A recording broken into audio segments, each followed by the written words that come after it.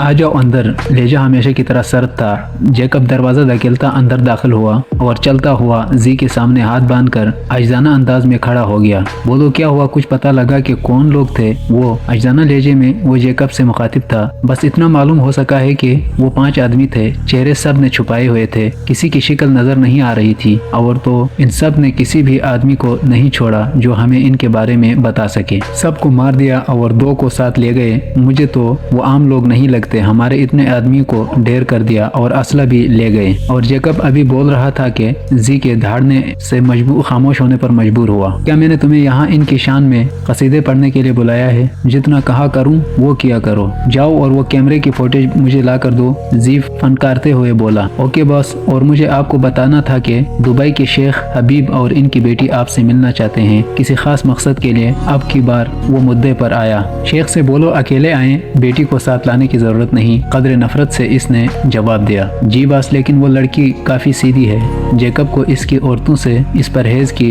मंतिक समझ नहीं आती थी। सीधा रास्ता और सीधे लोग किसी को पसंद नहीं आते। लेजा हमेशा की तरह सर्द था। जैकब ने निकलने में ही आफियत जानी और सर हिलाता बाहर चला गया। नफरत है मुझे इस औरत जात से। ये कभी अपने से जुड़े रिश्तों से वफादार नहीं होती। मेरा बस चले तो इस दुनिया में मौजूद हर औरत को अपने हाथों से कत्ल करूं। इसकी आंखों में सुर्खी इस कदर थी जैसे लहू निकलने को बेताब हो। जी के लहजे में औरतों के जिक्र पर नफरत और हकारत उरूज पर होती थी, लेकिन आज तक कोई भी इसकी इस नफरत के पीछे वजह को नहीं जान पाया था। माजी की कुछ यादें हमेशा इसे वहशी बना देती थी। सूरज की तपश हर चीज को झुलसा रही थी। रेतीली जमीन पर चलते चलते इसके पांव जल गए थे। इस रेत के सहरा में इसके अलावा और कोई नहीं था। प्यास की शिद्दत से गला खुश्क हो गया था। इससे एक और कदम उठाना दुश्वार हो गया तो वो घुटनों के बल वहीं ढेर हो गई। तभी इसे कुछ लोग अपने तरफ आते दिखाई दे दिए। गौर से देखने पर वो चेहरे इसे अशना सा लगे। अचानक वो उठी और इनकी तरफ भागना शुरू कर दिया। भाई बाबा कहाँ थे आप लोग? आपको पता है कि मैं बहुत डर गई थी।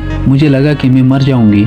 यहाँ पर आप लोग कुछ बोल क्यों नहीं रहे हैं? वो ऊंची ऊंची चीखते हुए इनकी तरफ बढ़ रही थी कि अचानक कहीं से काले कपड़ों में मुंह पर कपड़ा लिपटे हाथ में चाकू और पिस्तौल लिए कुछ लोग इनके पास आए। इसके देखते ही देखते एक आदमी ने आगे बढ़कर इसके भाई की शहरग काट दी। इसके बाप ने भी कोई मजामत नहीं की। वो लोग इनके सीने में गोलियां बरसा बरसा कर जब थक गए तो इनके बेजान व जुदों को ठोकर मारते वापस चले गए जैसे आए थे। वो अभी तक अपनी जगह पर सुन खड़ी थी। जैसे ही अपनी इस कैफियत से बाहर आई तो फौरन से इनकी तरफ लपकी। भाई भाई वो चीख रही थी, चिल्ला रही थी, लेकिन वहाँ इसकी मदद को आने वाला कोई न था। अचानक एक झटके से इसकी आंख खुली तो इसने अपने आप को एक कमरे पाया। पूरा जिस्म पसीने में शराबूर था। दिल की धड़कन तेज तेज चल रही थी। सांसें भी अथल पथल थी। या मेरे अल्लाह, ये ख्वाब मेरा पीछा क्यों नहीं छोड़ देते? अभी वो नॉर्मल होती अल्लाह से मुखातिब थी कि इसके कानों में फजर की अजान गूंजी। कमरे की खिड़की से बाहर झांक कर देखा तो फजर का वक्त हो रहा था। खुद को कंपोज करती वॉशरूम की जानिब बढ़ी। कुछ देर बाद वो नम चेहरा लिए काले रंग के चादर नमाज के स्टाइल से लेपटे वॉशरूम से बाहर आई। बिलाशुबा वो बहुत हसीन थी। गोरी रंगत आम लड़कियों की निस्बत 5 फुट 9 इंच, निकलता दराज कद, हल्के भूरे रंग के कमर को छूते सीधे बाल, पतले गुलाबी होंठ और गोरे हाथों की मखरूती उंगलियों से वो किसी को भी अपने हुस्न से पागल करने का हुनर रखती थी। अभी भी उजला सफेद नम चेहरा काली चादर के हाले में बहुत पुरनूर नजर आ रहा था। कमरे के एक कोने में इसने जाय नमाज बिछाकर नमाज अदा की और दुआ के लिए हाथ उठाए। ए मेरे अल्लाह, आप तमाम जहानों के मालिक हैं। आप चोंटी से लेकर इंसान तक सब मखलूक के खालिक व राज़िक हैं। मेरे रब, जो लोग किसी दुख तकलीफ परेशानी या मुश्किल में हैं, इनकी मुश्किलात को दूर फरमा। बीमारों को शफा अता फरमा और बे औलादों को औलाद नूरीना अता फरमा। औलाद वालों की औलादों को नेक बना दे। मेरे वतन को हमेशा शाद बाद रखेगा। इसकी तरफ मेली आंख से देखने वाले को नेस्त व नाबूद फरमाया। मेरे रब, मैं जितना शुक्र अदा करूं वो कम है कि आपने मुझे अपने वतन की मिट्टी का कर्ज उतारने, इसकी हिफाजत के लिए हर वक्त अपनी जान कुर्बान करने वाले वतन के मुहाफिजों में शामिल किया। या अल्लाह, जिस दिन इस मिट्टी से मेरी मोहब्बत में कमी आ जाए या मैं कभी अपनी जान बचाने के लिए दुश्मन को पीठ दिखाकर भागने लगूं तो इसी वक्त मेरी रूह मेरे जिस्म का साथ छोड़ दे। मुझे शहादत की मौत नसीब फरमाएगा। मुझे हमेशा हक और सच के रास्ते पर चलने की तौफीक अता फरमाए और मुझे सुकून दें। मुझे इन ख्वाबों से छुटकारा दें मेरे अल्लाह। और अगर ये तमाम दुआएं मेरे हक में बेहतर बेहतर हैं तो इन्हें कबूल फरमाएं। रोज़ क़यामत हमें मोहम्मद सल्लल्लाहु अलैहि वसल्लम की शफाअत नसीब फरमाएगा और मरते वक्त हमें कलमा नसीब फरमाएगा। दुआ के लिए उठाए हाथ इसने मुंह पर फेरे और आंखों में आए एक आंसू को जल्दी से साफ किया, कहीं कोई इसकी आंखों में नमी न देख ले। इसने घड़ी में वक्त देखा तो अभी वक्त बाकी था। इसने जाए नमाज को इसी जगह पर रखा और फोन उठाकर एक नंबर मिलाया। हेलो, एक काम बोला था तुम्हें, वो भी नहीं हो सका। अभी तक किधर मर गए हो तुम? कल रात तुम्हें मैंने वो सीसीटीवी फुटेज लाने को कहा था जिसमें शाही के अड्डे पर हमला हुआ था। कहाँ है वो? जी, जो कल रात से जेकब का इंतजार कर रहा था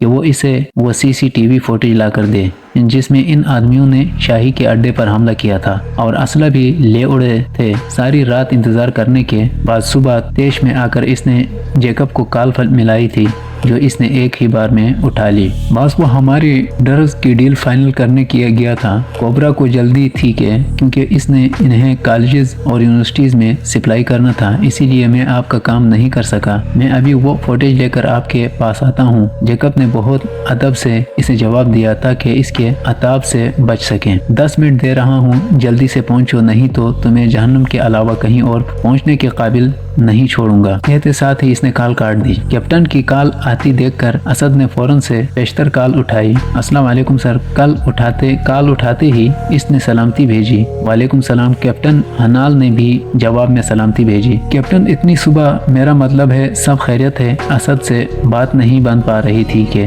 क्या पूछे, क्या आखिर क्यों इतनी सुबह कॉल की? जी, कल रात जैसा कि मैंने आपको बताया था कि हमें आज हेडक्वार्टर के लिए निकलना है तो इसी सिलसिले में कॉल की है। तमाम असला और वो फाइल्स हेडक्वार्टर ले जाने की तैयारी करें और 1 घंटे के अंदर मुझे तैयार मिले।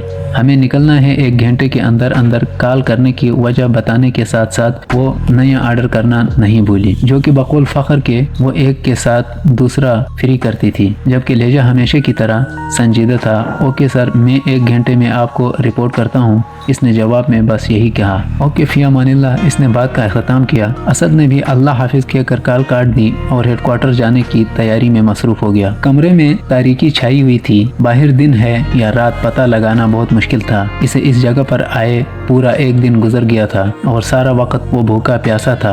अब तो इसमें खुद को आज़ाद करवाने के लिए इतनी ताकत भी नहीं बची थी क्योंकि इसे बुरी तरह से तशद्दुद का निशाना बनाया गया था। चेहरे और जिस्म पर हर जगह नेल पड़े हुए थे और काफी जगहों पर खून जमा हुआ था। वो गुनूदगी की हालत में इस कमरे का जायजा ले रहा था जहाँ इसे कैद करके रखा हुआ था, जिसमें सिर्फ एक कुर्सी मौजूद थी जिस पर इसे बांधा गया था। अभी इसने आंखें सिकोड़ के आगे पीछे देखा था कि कहीं से बाहर निकलने का रास्ता मिल जाए कि अचानक कमरे का दरवाजा एक दहाड़ की आवाज से खुला और वो 2 आदमी अंदर दाखिल हुए जिन्होंने चेहरे पर मास्क चढ़ा रखे थे। हाँ, तो कैसी लगी आपको हमारी खातिरदारी? किसी चीज की कमी तो नहीं हुई आपको? लहजा तंजिया था। पानी पानी बहुत मुश्किल से जुबान से चंद अल्फाज निकले। अरे ये क्या? शाहनवाज साहब को पानी चाहिए। अंदाज साफ मजाक उड़ाने वाला था। जाओ पानी लाओ इसके लिए। दूसरे आदमी को कहा जाओ फौरन से बाहर से एक जग पानी का लेकर आया, लेकिन इस पानी से भाप उड़ रही थी। निकाब पोश ने देखते ही देखते वो खोलता हुआ पानी का जग शाही के चेहरे पर अंडेल दिया, जिससे कमरे में इसकी दर्दनाक चीख गूंजी। इसका चेहरा बुरी तरह झुलस गया था। तुम्हें क्या लगता है कि हम तुम्हें यहाँ तुम्हारी खिदमत के लिए लाए हैं? बड़े ही सख्त चमड़ी के हो तुम। अपनी इतनी मार खाने के बाद भी जुबान नहीं खोल रहे। बताओ हमें किसके कहने पर ये सब कर रहे हो? तुम्हारे इन काले धंधों में और कौन कौन शामिल हैं? निकाब पोश इसकी तरफ झुकते हुए सख्ती से इसके मुंह को दबोच कर बोला, मुझे छोड़ दो, जाने दो प्लीज। बेबसी इसके अंदाज से झलक रही थी। अच्छा तो तुम ऐसे नहीं मानोगे। जाओ स्पेन जाकर सामान लेकर आओ। खिजर ने एक नजर पास खड़े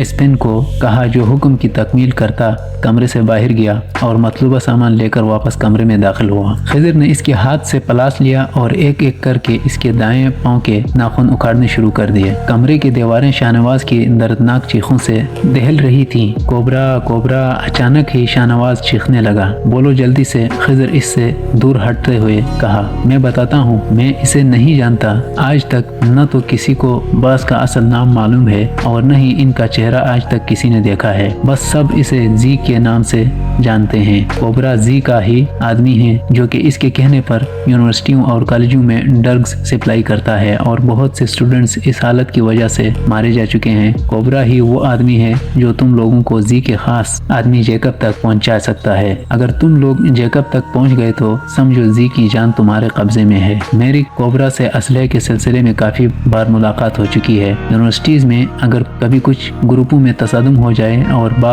बात बढ़ जाए तो कोबरा इन्हें खुफिया तौर पर असला फराम करता है। मैं और कुछ नहीं जानता कि जी कौन है। देखो अब मुझे जाने दो, मैं सब कुछ बता चुका हूँ। आखिर कौन हो तुम लोग? वो सारी बात इनको बता गया। खिज़र ने सर हिलाकर स्पेन को इशारा किया। इस धरती के बेटे और अपने मुल्क के मुहाफिज जो तुम जैसे गद्दारों को इनके अंजाम तक पहुँचाने का एक जरिया है, बस इतना जान लो कि हम तुम्हारी मौत है। ये कहते ही स्पेन ने अपनी पिस्तौल निकाली और इसकी सारी गोलियां इसके सीने में उतार दी। तड़पता हुआ इसका वजूद साकित हो गया और गर्दन एक तरफ ढलक चुकी थी। एक और गद्दार अपने अंजाम तक पहुंच चुका था। वो दोनों इसकी लाश को यूं ही छोड़कर बाहर की तरफ बढ़ गए। ठीक 1 घंटे के अंदर असद अपना यूनिफॉर्म पहने पार्किंग एरिया में मौजूद था। अभी वो गाड़ी से निकला ही था कि सामने से कैप्टन हिनाल इसे अपने मखसूस आर्मी यूनिफॉर्म में काले बूट्स पहने, सर पर आर्मी कैप पहने अपनी तरफ आती दिखाई दी। इसके पास पहुंचते ही असद ने इसे सैल्यूट किया। अस्सलाम वालेकुम सर।